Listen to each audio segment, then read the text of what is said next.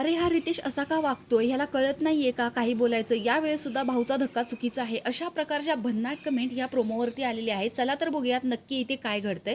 तर सचिन भाऊंनी राखीच्या तोंडावर पाणी टाकलेलं होतं. यावरतीच इथे रितेश भाऊ सचिन भाऊंना त्यांचा जाब विचारतायत. कारण हे महिलेच्या पाणी अंगावर टाकणं हे खूप चुकीचं आहे. तुम्ही घरामध्ये सचिन भाऊ म्हणून वावरता, तर तुम्हाला हे वागणं शोभतं का? तुमची काय रिस्पेक्ट राहणार आहे घरामध्ये?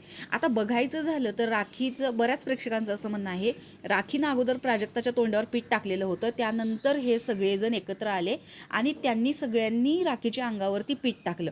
टीट फॉर टॅट जसं विशाल म्हणत होता. पण आता बघायला गेलं तर सचिन भाऊंचा तिथे काहीही संबंध नव्हता, ना रोशनचा होता.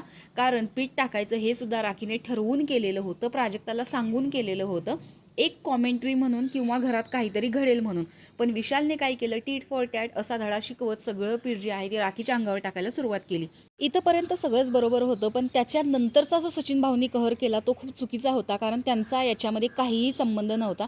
त्यांनी डायरेक्ट पाण्याचा ग्लास आणला आणि तो राखीच्या तोंडावरती मारला. तरीसुद्धा राखीने तिथे काही जरासा रिॲक्शन नाही दिली. तुम्ही माझ्या पायाखाली आहात ते असंच बोललेली होती.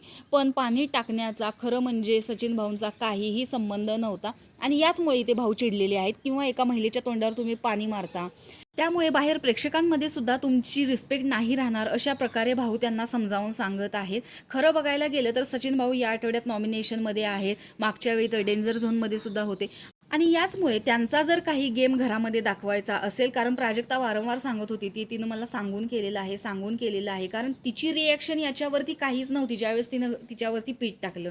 तर त्यानंतर सचिन भाऊंना सुद्धा याचा गिल्ट फील होत होता, हे त्यांनी बोलून दाखवलेलं होतं, म्हणजे प्राजक्ताने बोलून दाखवलेलं होतं तिला.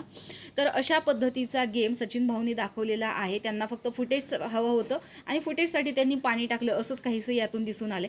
तर तुम्हाला सचिन भाऊंनी पाणी टाकलेलं होतं की खरंच भाऊ सचिन भाऊंना बोलतायत हे चुकीचं आहे? कमेंट बॉक्समध्ये नक्की सांगा. तोपर्यंत बाय.